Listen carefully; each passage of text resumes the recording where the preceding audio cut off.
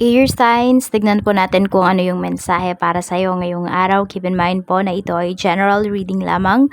So, hindi po lahat ay makaka-relate. So, be open-minded. Sa mga hindi pa po nakasubscribe dito sa ating channel, please subscribe na po kayo and palike na din po ng ating video. At sa mga nais naman po mag-avail ng ating private readings ng ating Tiaras Bracelet at ng ating Evil Eye Amulet, makikita nyo po yung link sa description box below. Tarot Intentions by Aliana Reyes. Maraming salamat po sa walang sawang pagsuporta ninyo dito sa aking channel. Sa hindi po ninyo pag-skip ng ads, ay napapagpatuloy pa rin po natin na mag-produce ng mga videos. Salamat po. Tignan natin kung ano yung mensahe para sa iyo. Mensahe po natin for air signs. We have Queen of Autumn. So this is you. Ayan, yayamanin. Pero yung iba sa inyo talaga mayaman, air signs. Ayan, or sabihin natin, you know how to handle your finances. Ayan. And alam mo kung paano dalhin yung sarili mo. Kaya marami dito na, ayun, nilalapitan ka rin talaga. Pwedeng maraming humihingi ng tulong sa'yo. So, tignan po natin kung ano pa yung mensahe para sa'yo. Mensahe po natin, Spirit Guide. Okay, we have 2 of Spring pagdating ito sa family mo, and we have 7 of Winter. Okay, so may mga decision makings dito pagdating sa family. Meron ako nakikita dito, may mga ginagawang desisyon yung mga family members mo, pero hindi man lang nila sinasabi sa'yo. So meron dito, may tinatago sa'yo na mga decisions. Ayan po.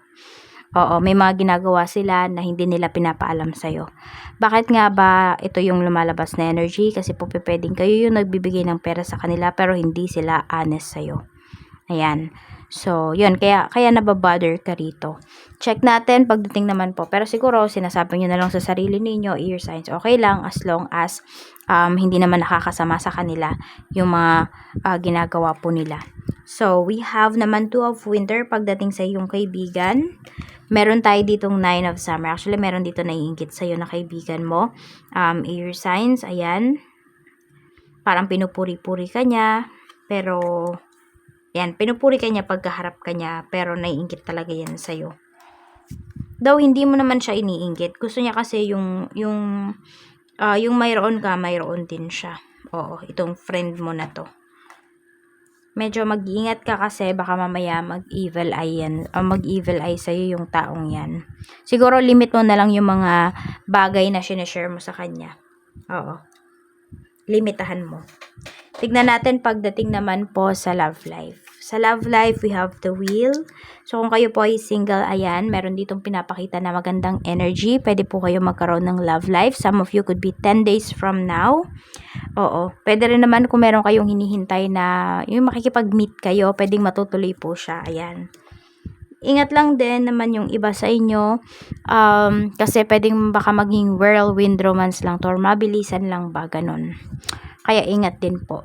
We have Ace of Spring. Meron talagang tao dito na mag-effort po sa inyo. Pwedeng ito ay asawa nyo na. Pwede rin naman nakarelasyon na po ninyo.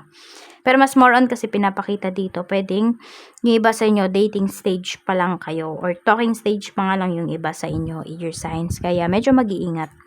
Sa mga... Ayan, sa kaperahan nyo naman po, we have the High Priestess. Alam nyo talaga kung paano gastusin yung pera ninyo. Alam nyo kung saan nyo dadalhin yung pera ninyo. Ayan. And nakikita ko rin dito, marami po sa inyo, pwede po na, ayan, you are very responsible talaga pagdating sa inyong pera. And nakikita ko rin dito, hindi mabigat sa inyo, air signs, na tumulong sa ibang tao. Lalo na kung nafe-feel nyo talaga na kailangan ng tao na yun yung tulong po ninyo. Oo. Tapos, nakikita ko rin sa inyo dito, na pwede po na naghahanap pa kayo ng mga, pwede nyo pang pagkakitaan. Yes.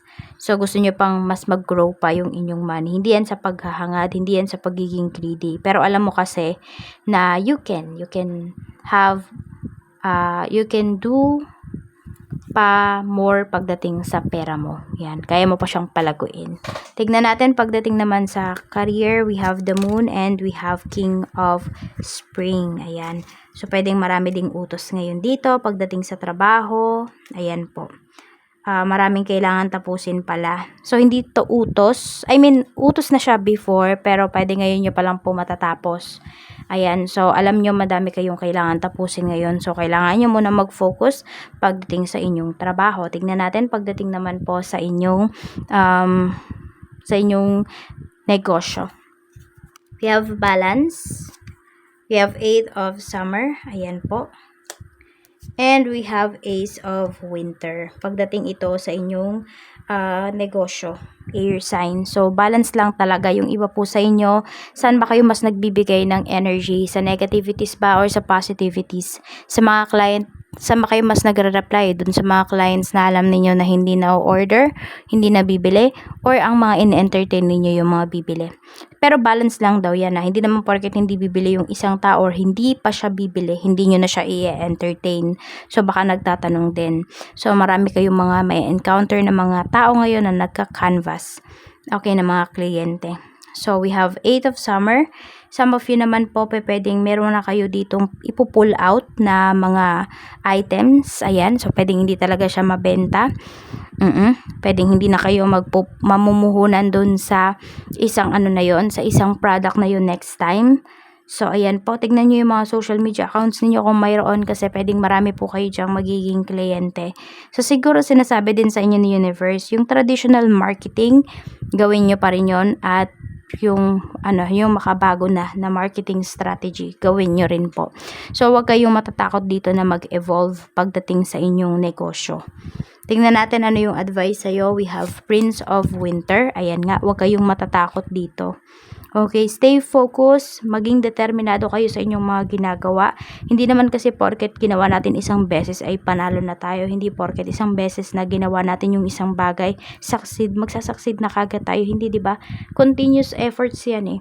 So, ganun po yung gawin ninyo. Continuous lang yung efforts na ibigay ninyo dito sa inyong mga bagay na gusto ninyong solusyonan, sa mga bagay na gusto po ninyong makuha. So, we have number 14, 12, 18, 7, and tignan pa po natin ano yung blessings na paparating sa'yo at ano pa po ang iyong lucky number. Okay, so ayan, pinakita na. A blessing on your love and a blessing on your family. So, yung iba po sa inyo, pwedeng mabibless na kayo dito ng baby if you are wishing for a baby, if you are manifesting for a baby. Okay, if you are trying 17 and 15, yan pa po yung inyong lucky number. So, a blessing on your family, meron dito pwede po na ipakilala na kayo ng person mo sa family niya. At meron din po dito pwede na magkakabati-bati na sa family. Kung ano man yung sinisikreto ng family mo sa'yo, pwedeng sasabihin na po nila yan sa'yo. A blessing on your love, pwede kasi yung love naman, hindi naman yan regarding lang sa romantic relationship.